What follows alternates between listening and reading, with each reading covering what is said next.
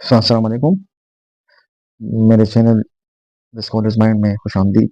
جیسے میں نے پہلے آپ سے وعدہ کیا تھا کہ میں سارے سیکشنز کو پڑھاؤں گا، تو پچھلے 10 سیکشنز کو میں پڑھا چکا ہوں اور اب اس چینل کے تھرو سیکشن 11 سے 20 تک میں پڑھاؤں گا.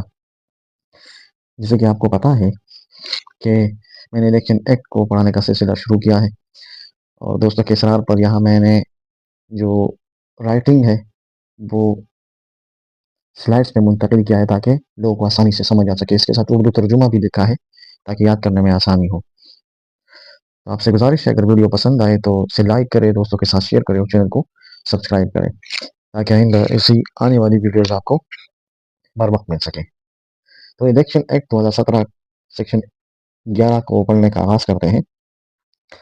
جیسے کہ آپ کو نظر آ رہا ہے، expenditures charged upon federal consolidated funds ECP expenses are paid from federal fund ensuring independence of election commission. یہاں پہ میں نے نہیں لکھا. الیکشن کمیشن کے تمام اخراجات جو ہے وہ وفاقی کنسولیڈیٹڈ فنڈ سے ادا ہوں گے. اس کا مطلب ہے کہ کمیشن کے بجٹ کو حکومت براہ راست ادا کرے گی، اور اس اقدام سے الیکشن کمیشن کو مالی طور پر اکنامکلی، جس کو ہم کہتے ہیں اکنامکلی آزاد اور بااختیار بنایا گیا ہے تاکہ یہ کسی کی پریشر میں نہ آ سکے.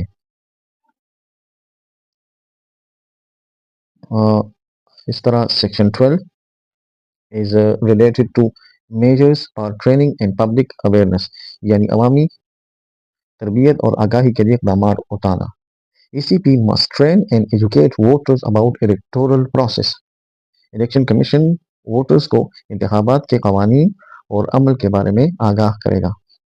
اس مقصد کے لیے تربیتی پروگرام، ورکشاپس اور آگاہی مہمات چلائی جائے گی.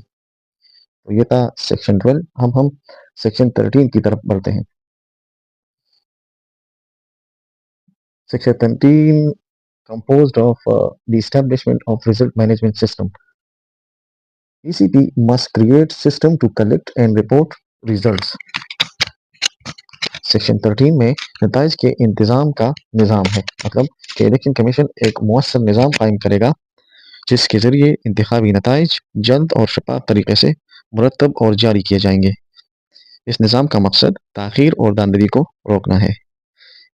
یا میں آپ کو ایک بات بتا دوں کہ یہ سارے جو ہے وہ کتابی باتیں ہیں، اور پچھلے انتخابات میں آپ نے دیکھا تھا کہ کتنی تاخیر کی گئی اور کس طرح دھاندلی کو روکا گیا. اس بارے میں ہمیں کچھ کہنے کی ضرورت نہیں ہے. تو یہ ساری کتابی باتیں ہیں، اس طرح صرف آپ کو یاد کرنا ہے. اس میں کوئی جو ہے وہ سچ موجود نہیں ہے.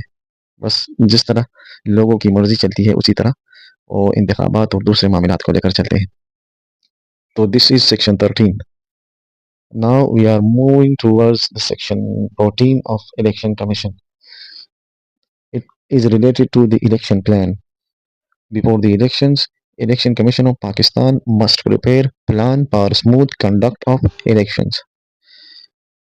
یعنی انتخابی منصوبہ بندی میں عام انتخابات سے پہلے الیکشن کمیشن ایک مکمل پلان تیار کرے گا، اور اس میں انتظامات، وسائل، عملہ اور طریقہ کار شامل ہوں گے تاکہ پورا عمل وقت پر اور بغیر رکاوٹ کے مکمل ہو سکے. Now we are moving towards the section 15. Section 15 is related to complaints. یعنی مطلب mechanism for public to launch complaints about elections, یعنی شکایات کا ایک نظام قائم کرنا جس میں ووٹروں، امیدواروں یا سیاسی جماعتوں کے شکایات سننے کے لیے ایک باقاعدہ نظام موجود ہو، جس سے انتخابی عمل پر عوام کا اعتماد بڑھ سکے یا بڑھے گا.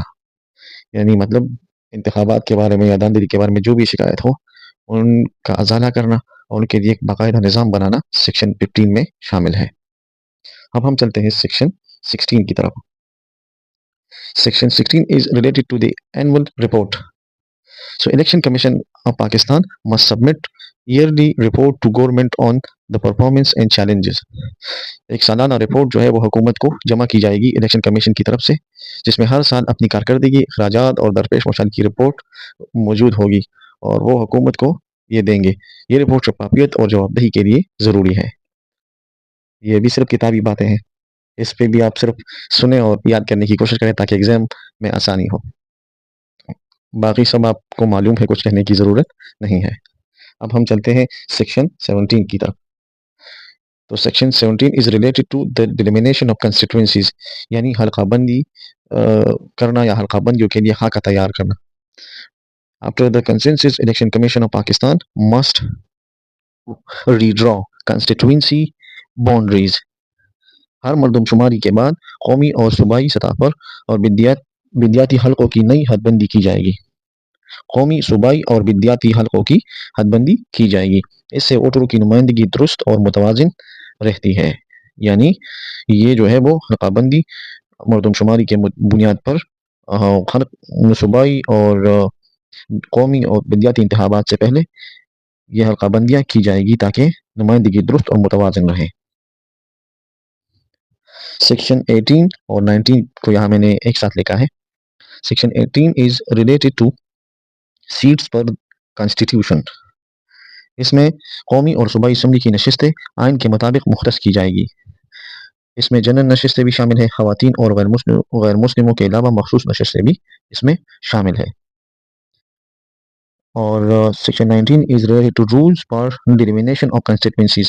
جس طرح میں نے آپ کو پہلے بتایا کہ حلقہ بندیاں کی جائے گی سیکشن 17 کے تحت, تو اس کے لیے کچھ اصول اور کچھ قواعد ہوں گے. تو وہ اصول اور قواعد جو ہے وہ سیکشن 19 میں بیان کی گئی ہے. حلقہ بندی کے قواعد یعنی علاقے کو کس طرح تقسیم کرنا ہے, کس ضلع یا تحصیل کو شامل کرنا ہے, یہ سب اصول بیان کیے گئے ہیں. اور last but not the least, section 20 is related to the principle of delimitation. Population equality, administrative units, communication, convenience considered. یعنی حلقہ بندی کے اصولوں میں حلقہ بناتے وقت درج ذیل باتوں کا خیال رکھا جائے گا. یعنی جب حلقہ بنایا جائے گا تو اس میں یہ باتیں مد نظر رکھی جائے گی. انتظامی حدود, یعنی وہ ضلع میں موجود ہوگا. جس شخص کا ووٹ اور جس شخص کا ضلع ہوگا وہی اسی ضلع میں وہ موجود ہوگا. پھر تحصیل وغیرہ, اس تحصیل میں وہ موجود ہوگا, اس کا ووٹ جس تحصیل میں وہ شخص موجود ہو. آمد رفت کی سہولت, جہاں وہ اس طرح پولنگ اسٹیشن یا ووٹ کی سہولت دی جائے گی تاکہ آمد و رفت میں آسانی ہو. مختلف حلقوں میں آبادی کے فرق کو کم سے کم رکھا جائے گا تاکہ نمائندگی متوازن ہو. اسی طرح میں نے پوری کوشش کی ہے کہ آپ کو یہ آسانی سے سمجھ آ سکے. اگر ویڈیو پسند آئی ہو تو ویڈیو کو لائک کریں, دوستوں کے ساتھ شیئر کریں اور چینل کو سبسکرائب کریں.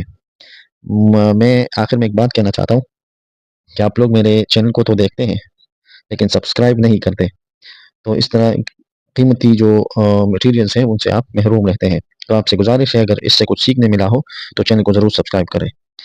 باقی ملتے ہیں اگلی ویڈیو میں. Thank you. اللہ حافظ.